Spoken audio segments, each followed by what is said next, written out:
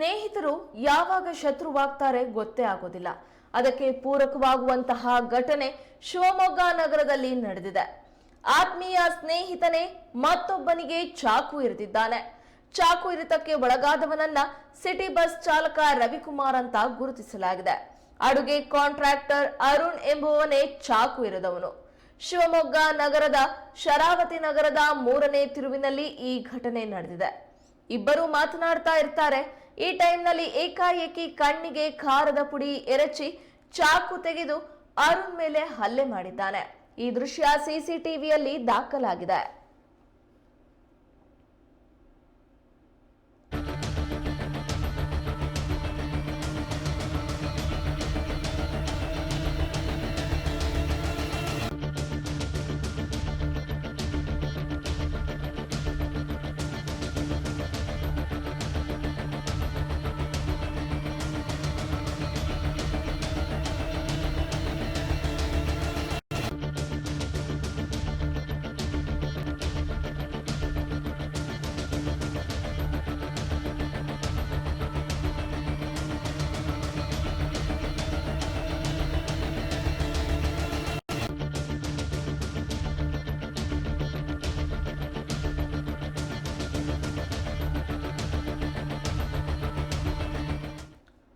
ಹಳೆಯ ದ್ವೇಷದ ಹಿನ್ನೆಲೆಯಲ್ಲಿ ಚಾಕು ಇರಿಯಲಾಗಿದೆ ಅನ್ನೋ ಮಾಹಿತಿ ಲಭ್ಯವಾಗಿದೆ.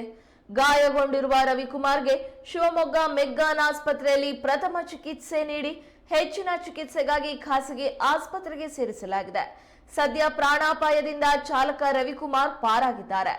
ದೊಡ್ಡಪೇಟೆ ಪೊಲೀಸ್ ಠಾಣೆ ವ್ಯಾಪ್ತಿಯಲ್ಲಿ ಘಟನೆ ನಡೆದಿದ್ದು ಪ್ರಕರಣ ದಾಖಲಾಗಿದೆ. ಹಳೆಯ ದ್ವೇಷದ ಹಿನ್ನೆಲೆಯಲ್ಲಿ ಗಲಾಟೆ ನಡೆದಿದೆ ಎಂದು ಹೇಳಲಾದರೂ ಹುಡುಗಿ ವಿಚಾರದಲ್ಲಿ ಈ ಗಲಾಟೆ ನಡೆದಿದೆ ಎಂಬ ಶಂಕೆ ವ್ಯಕ್ತವಾಗಿದೆ.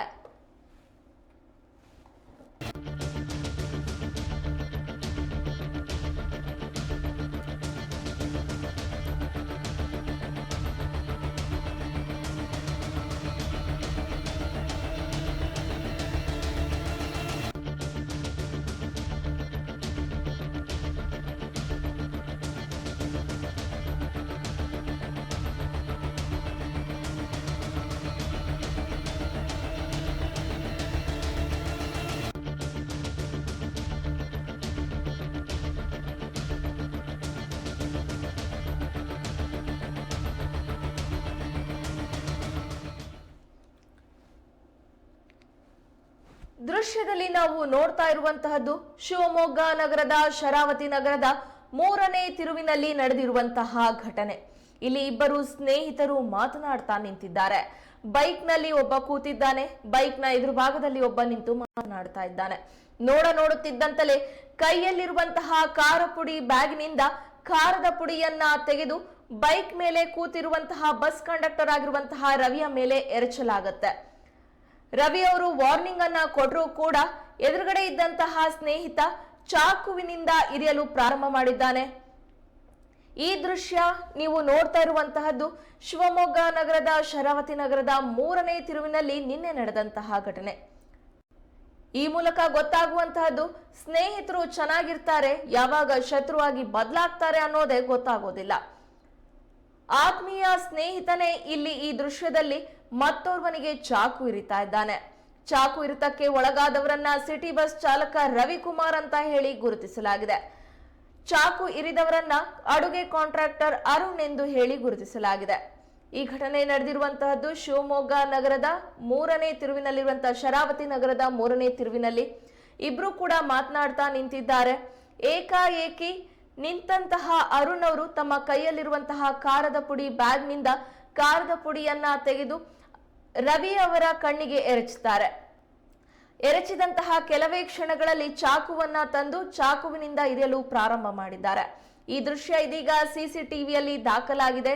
ಹಳೆಯ ದ್ವೇಷದ ಹಿನ್ನೆಲೆಯಲ್ಲಿ ಚಾಕು ಇರಿಯಲಾಗಿದೆ ಅನ್ನುವಂತಹ ಮಾಹಿತಿ ಲಭ್ಯವಾಗಿದೆ.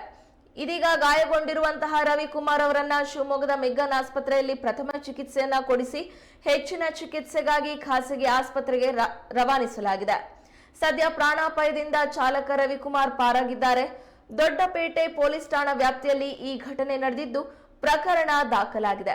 ಹಳೆಯ ದ್ವೇಷದ ಹಿನ್ನೆಲೆಯಲ್ಲಿ ಗಲಾಟೆ ನಡೆದಿದೆ ಅಂತ ಹೇಳಲಾದ್ರೂ ಕೂಡ ಹುಡುಗಿ ವಿಚಾರದಲ್ಲಿ ಈ ಗಲಾಟೆ ನಡೆದಿದೆ ಅಂತ ಹೇಳಿ ಅನುಮಾನ ವ್ಯಕ್ತವಾಗಿದೆ.